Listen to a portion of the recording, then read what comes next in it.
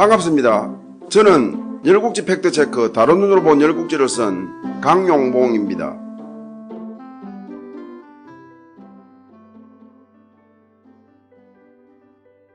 이번 회차에서는 열국지 팩트체크 다른 눈으로 본 열국지 제3장 기다림 그리고 기다림의 끝 제1절 짧고 굵게 진문공 13 촉지무의 변설에 대하여 살펴보겠습니다. 저는 오늘 살펴볼 열패열국지의 글을 쓰기 위하여 사기, 춘추좌전, 국어 등의 문헌을 인용했는데요. 그 상세 내역은 자막으로 나가는 바이니 참고하시기 바랍니다. 기원전 631년 진문공은 성복전쟁 이후에도 여전히 초나라를 섬기는 정문공을 괘씸하게 생각하였습니다. 성복전쟁 이후 초나라 스스로도 많이 위축되어 진나라의 눈치를 보는 데다가 위나라나 노나라는 물론 진나라까지도 진나라를 섬기건만 유독 정나라가 초나라를 섬기자 더욱 괘씸했던 것입니다. 이에 진문공은 자신을 따르지 않는 죄에다가 지난날 공자시절에 열국주요 때 자신을 푸대접한 죄까지 더하여 정나라를 치려고 하였습니다. 정나라를 그대로 방치할 경우 그 누가 자신을 따르고 섬기겠냐 싶었고 정나라가 차지하는 중원에서의 지리적인 중요성도 충분히 감안된 결정이었죠. 정문공이 진문공을 푸대접한 일이란 지난 제67회차에서 살펴본 바와 같이 기원전 637년경에 진문공이 열국을 주유하며 정나라를 지날 때 여행자를 후대하는 풍습에도 불구하고 정문공이 정나라 성문을 걸어 잠그고 진문공 일행을 받아들이지 않은 처사를 말합니다. 이에 진문공이 제후들을 모아 정나라를 치려고 하자 선진이 나서서 그간 여러 번 제후들을 소집하여 그들도 힘들 것이다. 그리고 정나라쯤 치기는 우리 힘만으로도 충분하니 단독으로 치자라고 하였습니다. 선진은 기원전 632년 봄에서 여름에 걸친 성복전쟁, 5월의 전토해맹, 10월의 온해맹과 허나라 포위 때 제후들이 동원된 것을 상기시키며 제후들이 많이 지쳤을 거라고 진언한 것입니다. 선진의 단독 출병 진언에도 불구하고 진문공은 천도해맹의 맹약을 다시 다지면서 정나라 치는 일에 대한 여러 나라들의 의견을 듣고자 기원전 631년 6월에 적천에서 대부급 회의를 갖는다고 제후들에게 통보하였습니다. 물론 선진의 주장도 옳지만 진문공 입장에서는 기회가 있을 때마다 자신의 존재감을 드러내기 위해서 회맹을 가지려고 했던 것입니다. 이에 기원전 631년 6월에 왕실에서는 왕자호가, 진나라에서는 호원이, 노나라에서는 노희공이, 송나라에서는 공송고가, 제나라에서는 국기보가, 진나라에서는 원도도가, 진나라에서는 소자은이, 채나라에서는 익명의 대부가 참석한 가운데 회의가 열렸습니다. 여러분도 눈치챘겠지만 적천회맹의 참석자들을 보면 다른 나라들은 다들 대부급인데 반해 노나라는 노희공이 직접 참석한 것을 알 수 있는데요. 무슨 이유인지는 모르지만 주공단 이후 주례, 의례, 예기 등을 통하여 예를 숭상해온 중국 사회에서는 도저히 있을 수 없는 일이죠. 그러나 춘추자전 등을 보다 보면 간혹 이 같은 파격적인 회의나 회맹이 있었음을 알 수 있습니다. 위의 적천회맹 참석자 명단은 좌전노희공 29년조의 기록인데요. 그런데 서론 경신에서는 이 적천해맹 때 진문공이 직접 참석하지 않은 것을 지적하며 이로 인하여 신의와 도의가 샤해졌다고 진문공을 비판하고 있어서 좀 의아하기도 합니다. 서론 경신의 기사만으로 본다면 적천해맹이 마치 제후들의 해합인 듯 보이기도 하니깐 말이죠. 당시 제후들의 등급은 공후 백자남 순이었는데 엄격한 당시에도 제후의 경은 공이나 후와는 해합할 수 없고 백자남과는 해합할 수 있다는 근거가 있었는데 이것이 확대된 모양입니다. 당시 송나라의 제후는 공작이었고 노나라를 비롯한 진나라, 위나라, 진나라 등의 제후는 후작이었고 진나라, 조나라, 정나라 등의 제후는 백작이었고 초나라, 주나라, 그나라, 서나라 등의 제후는 자작이었고 허나라, 숭나라 등의 제후는 남작이었습니다. 송나라가 국력에 비하여 우대되었고 초나라가 국력에 비하여 푸대접받은 것을 알 수 있죠. 적천회맹과 관련하여 동질국지에서는 아예 묘사된 바 없고 좌전 노희공 29년조에서는 적천회맹이 열렸다고 기록하고 있을 뿐 그 결과에 대해서는 언급이 없지만 적전회맹은 기원전 631년 6월에 열렸고 정나라 토벌은 기원전 630년 9월에 이루어져 회의 소집과 정나라 토벌 사이에 1년 3개월이라는 기간이 긴 점, 또 결과적으로 많은 나라가 아닌 진나라와 진나라가 정나라를 토벌한 것을 감안하면 적전회맹에서는 다른 나라들이 정나라 치는 일에 적극적으로 동의한 것은 아니지 않은가 여겨집니다. 진문공은 적전회맹 결과에 크게 실망하였습니다. 기분 같아서는 곧장 연합군을 동원하여 정나라를 치고 싶었으나 회의까지 열고서 회의 결과를 무시하고 군사를 동원하려니 체면이 말이 아니었던 거죠. 차라리 회맹을 갖지 말고 군사 동원령만 내렸더라면 더 낫지 않았을까 하는 생각도 들었습니다. 기원전 630년 진문공은 아무리 생각해도 정나라를 가만둘 수 없었습니다. 자신을 푸대접했다며 위나라나 조나라를 치고 그 임금까지 내쫓았는데 정문공을 봐준다는 것은 용납되지 않는 데다가 특히 정문공은 기원전 632년 5월에 천토해맹 직전에 한번 용서를 받고도 배신했으니 죄를 따지더라도 위성공과 조공공에 비하여 무거우면 무거웠지 가볍지 않다고 느꼈습니다. 이에 진문공은 정나라를 치기로 결심하고 이번에는 진나라와 함께 정나라를 치려고 하였습니다. 지난 제80회차에서 살펴본 바와 같이 기원전 632년 겨울에 허나라 포위를 풀고 각 나라들이 귀국할 때 진문공은 진목공과 진나라와 진나라가 서로 군사적으로 돕자며 군사조약을 맺은 바 있었는데요. 진문공은 이를 언급하며 진군과는 연합해야 한다고 한 것입니다. 이에 선진은 정나라는 중원의 요지다. 만일 진군과 함께 정나라를 친다면 결국 정나라를 두고 진나라와 진나라가 다투어야 할 날이 온다라며 거듭 단독으로 칠 것을 진언했으나 진문공은 진나라에서 정나라까지 먼데 어찌 진이 정나라를 탐하겠느냐라며 선진의 진언을 묵살하고 즉시 사자를 진목공에게 보내어 기원전 630년 9월 상순에 정나라의 국경에서 만나자고 통보하였습니다. 기원전 630년 9월 중순 진나라와 진나라 연합군은 정나라 국경에서 만나 고교를 지나 신정을 포위하고 공격하였습니다. 진복공은 백예와 대장, 맹명, 부장, 기자, 봉손, 양손 등과 함께 병거 200성을 이끌고 범람에 주둔했고 진군은 함릉에 주둔하며 일체 물품이 성 안에 들어가지 못하게 하였습니다. 정문공은 한나라도 버거운데 진군과 진군의 공격을 받자 크게 걱정하였습니다. 이에 숙첨이 나서서 정나라가 살아날 길은 양군을 갈라놓는 것뿐이다.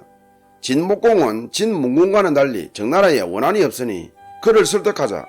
그리하여 진군이 철수하면 진군은 힘을 못쓴다라고 진언하니 정문공도 숙첨의 의견에 동의하고 진목공을 설득할 인물을 찾았습니다. 그때 대부 일조가 촉지무를 추천하였습니다. 촉지무는 3대째 감옥을 관리하는 벼슬인 어정에 있었는데 나이가 70이 넘은 데다가 그가 정문공에게 나아갈 때 걸음도 제대로 못 걷고 허리도 굽은 것을 보고 많은 신하들이 웃을 뻔할 정도로 볼품이 없었습니다. 게다가 촉지무 스스로도 나는 젊을 때에도 남보다 못했는데 이 늙은 몸으로 뭘 하라 라며 임무를 못 맡겠다고 사양하였습니다. 정문공은 다른 일을 쓰고 싶었으나 대안이 없자 촉지무에게 악영을 하사하며 사자 임무를 맡을 것을 거듭 당부. 촉지무도 자기를 추천한 일조의 체면을 봐서 사자직을 수락하였습니다.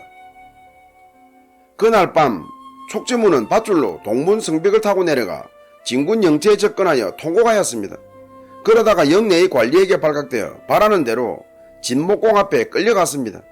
진목공이 촉지무에게 밤중에 웬 통곡이냐고 묻자 촉지무는 힘없는 정나라가 망하는 것이야 당연하겠지만 장차 진목공의 어리석음으로 진나라도 망할 것을 생각하니 참으로 애석하여 울었다라고 답하였습니다.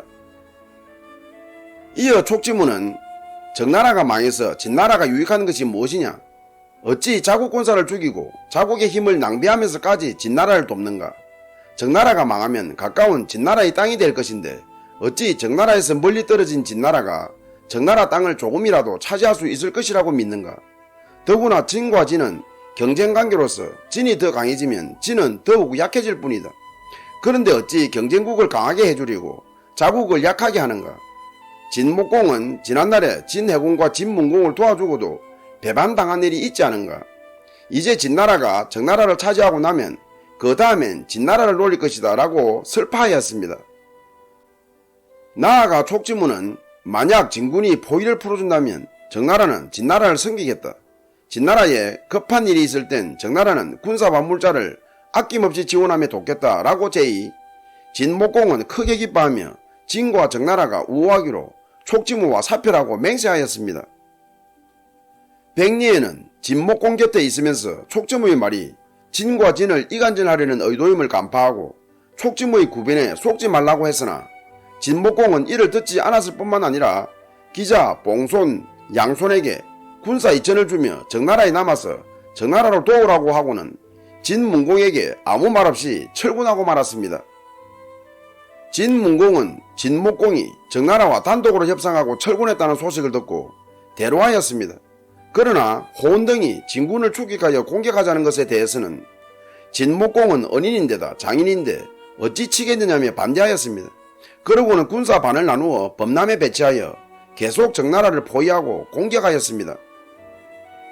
진군이 철군했음에도 불구하고 여전히 신정의 포위가 풀리지 않자 정문공은 정나라 대부 석가포를 진군 영체에 보내어 화해를 청하게 하였습니다. 석가포는 진문공에게 정문공은 초나라를 가까이 한 것을 후회하고 있다. 만약 정나라를 못 믿겠거든 진문공의 총애를 받는 정나라의 공자난을 정나라에 보내어 정나라를 감독하면 되지 않느냐라며 화평을 받아줄 것을 제안하였습니다. 이에 진문공은 첫째, 공자난을 반드시 정나라 세자로 세울 것, 둘째, 숙첨을 진군 영체에 보내면 화평을 받아주겠다고 역제의하였습니다.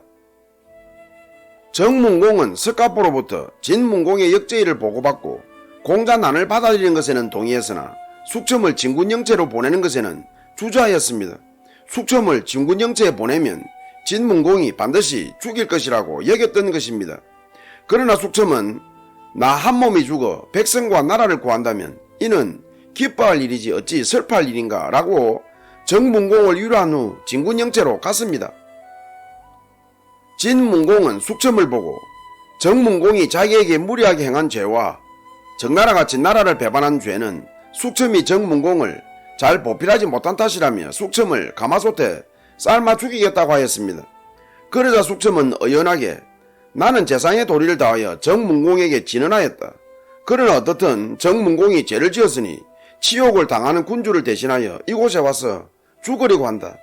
그런데 진나라 국법에는 나와 같은 충신을 평행에 처하라고 되어 있느냐라고 말하고는 끓는 가마솥에 달려가 뛰어들려고 하였습니다.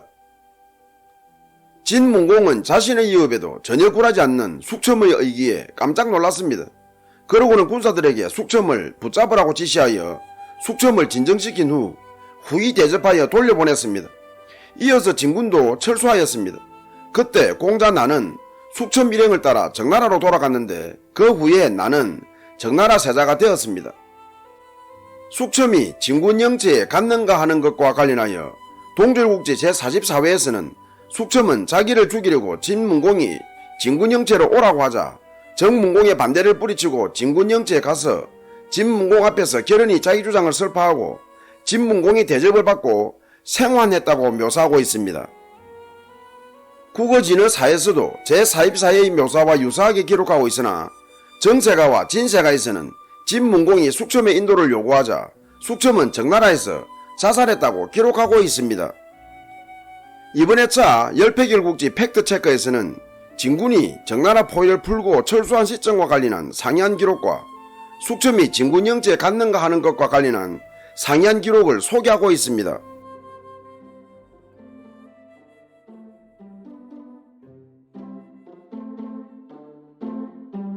(2014년 12월 13일) 네덜란드 위트레흐트 외곽의 아이젤슈타인 주택가에 크레인이 넘어지는 바람에 옆집 지붕이 파손되고 인근 건물 2동 주민들이 대피하는 소동이 벌어졌습니다. 그러나 다행히 인명피해는 없었다고 합니다. 어떻게 보면 아무것도 아닐 수 있는 이 평범한 크레인 전복 사고를 왜 말씀드리는 걸까요? 그것은 이 크레인 전복 사고는 어처구니 없게도 한 청년이 프로포즈하는 과정에서 발생한 사고라고 합니다.